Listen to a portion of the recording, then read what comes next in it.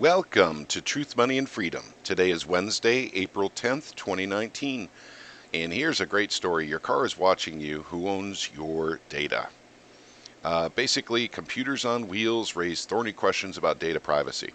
Now, I'm not going to read from this article. It's a lengthy one. And as you guys know, I'm trying to keep my podcast kind of short. But so let me summarize for you. Basically, your car collects an enormous amount of data on you. And it's huge. It's GPS data everywhere you go, where you fill up, what restaurants you go, or fill up your gas tank, where you go to eat in a restaurant. Let's see, what you do with your radio, what you're doing with your GPS if you have one in your car. Everything you do, even your weight, is calculated by the seat that you're sitting in. And basically, it produces all this data along with your driving habits, your speed, whether or not you're harshly braking, or harshly accelerating your vehicle. All that stuff is collected by the computer, and it's sent off by, for instance, OnStar, which is GM's version of the car computer system. You guys know what I'm talking about. But I wanted to add my own information to this. About a year ago, my wife and I got a new truck. It's actually my wife's truck. It's a great truck. It's a Chevy Colorado. It's the diesel version, the Duramax, I think is what they call it. But we didn't want OnStar. So we made that a condition for purchasing the vehicle at the dealership. I'm not going to say the dealership, but they agreed. And of course, after we signed all the paperwork, and they said, to disable OnStar, you got to call up OnStar. So I was like, okay. So I call up OnStar and tell them to cancel the service immediately. And they said, well, you have a free year. It'd be best to use that free year. And I said, no. I don't want you guys listening to anything I do because there's a microphone right above my head in this vehicle. I don't want you guys. And they said, well, that's for your phone use. And I said, I understand that, but that's also for calling you guys at OnStar. I don't want you collecting any data from this vehicle, so I need this completely disabled. And they said, well, we can't completely disable it. What we can do is cancel the service. So I said, okay, cancel the service. Went back to the dealership and I said, well, they can't disable the system. All they can do is cancel. And he says, well, that's all we can do. I don't want to go into the big, long story of what I went through with that dealership for 1 week. 1 week. In fact, I didn't even get sent a survey. If you guys have ever purchased a new vehicle, they send you a survey. I didn't get that survey because with some extremely harsh words I had for that dealership. They didn't even know how to disable OnStar. I called a mechanic in Oklahoma to try and get this data, and ultimately it came from another source that I'm not willing to say, but it was very difficult to disable OnStar just because of where it was. Not because it's difficult to physically disable it, because where it would, to get to it, you had to disassemble a section of your dashboard. And then, even then, you still have to have extremely small hands, to get back there and actually pull the plug from OnStar. You lose capability when you do it. There's no more Bluetooth. I can't connect my phone to the car, but you know what? I'm okay with that, because if I connect my phone to the car, my phone is now going to send off the data to someone. But this is a problem, gang. They're making an enormous amount of money off of this data. They can use it to send it off to corporations such as insurance companies, law enforcement. If you accidentally were speeding for a while, you don't want your insurance company getting that data from your computer. But it is theoretically possible. And in fact, there are lawsuits and claims that it did happen. You can look online for this. Also, for the OnStar system to actually activate the microphone and actually send that information to a phone. And that I don't know if there was a lawsuit, but there was a complaint about that. So these systems are creepy to begin with, but I just wanted to let you guys know these systems do exist. However, they can be disabled. I used OnStar as an example because we have, basically a Chevy Colorado.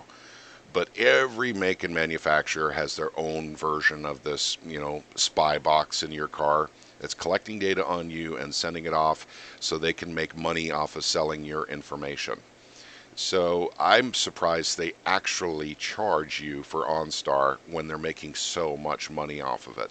But then again, it's the same thing with cell phones, right? They charge you an arm and a leg for an iPhone, and they're making money from you also, from you having the service monthly. So I am against these devices, and I understand that there is some good stuff with this. The computer can collect a lot of data. For instance, if there's something wrong with your fuel mixture, you can get that from the computer. But the weight of the person, sitting in the car, they want to know that. They want to know what radio stations you listen to. No, no, no, no. This has nothing to do with the operation of the vehicle. This has to do with getting private information from you and making money off of it by selling it to third parties. That's all this is.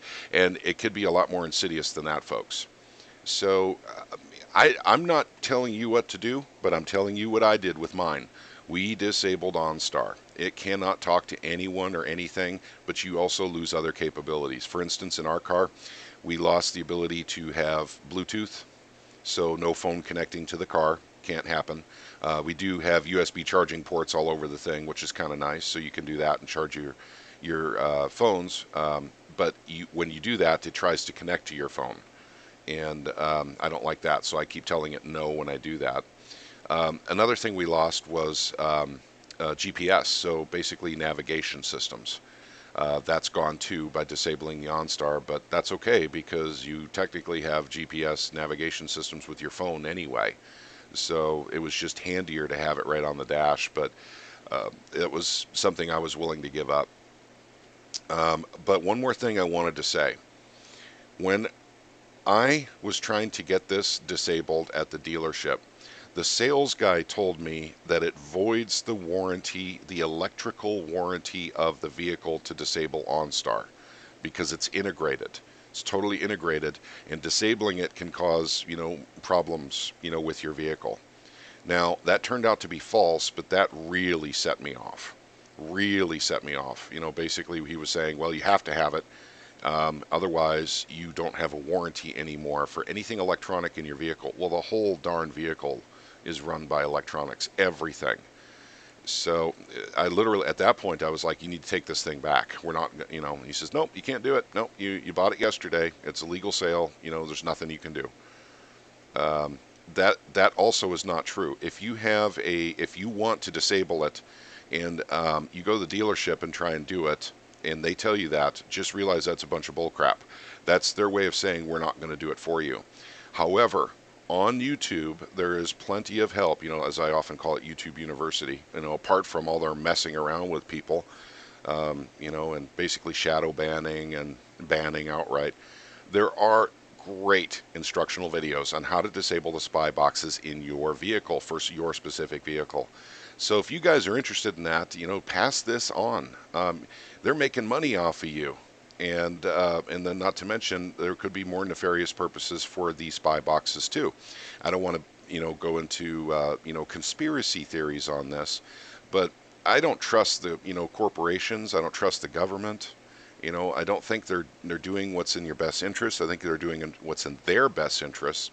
So you may want to pay attention to this stuff and then think about it, and even consider disabling the spy box in your late model vehicle. But at any rate, that's what I had for you today. I just wanted to bring this to your attention. There's a lot of other things going on in the news, but a lot of it's fluff, and I've got to work today, so this might be the only video I get out. But thank you very much for spending some time with Truth, Money, and Freedom. And please do share this video if you find it interesting, because this is one of the things that my personal advice to you would be to eliminate your spy box, but I realize you get rid of other features that you may want. So you may be willing to put up with them literally collecting all your data and sending it off to a third party just so you can have the convenience of navigation or Bluetooth connectivity with the car, what have you. I get that too. So it's just to make you aware that you can disable it if you want to, and it does not void any warranties in your vehicle to disable the spy box, at least on a GM vehicle anyway. I can't say for sure on other models or other makes. But thank you again. Listen, I haven't said this recently, but our Discord group is listed down below. We have in Discord a voice chat and a text chat group. And we often assemble there and talk about things just like this. And if you're interested in the things we talk about on our YouTube channel, you can come in and talk with us live in Discord. So just consider it, and basically it's free to set up an account. We have a link below on how to do it. If you're interested, come on and join us. Thank you very much for spending a few minutes with us. Have a wonderful day.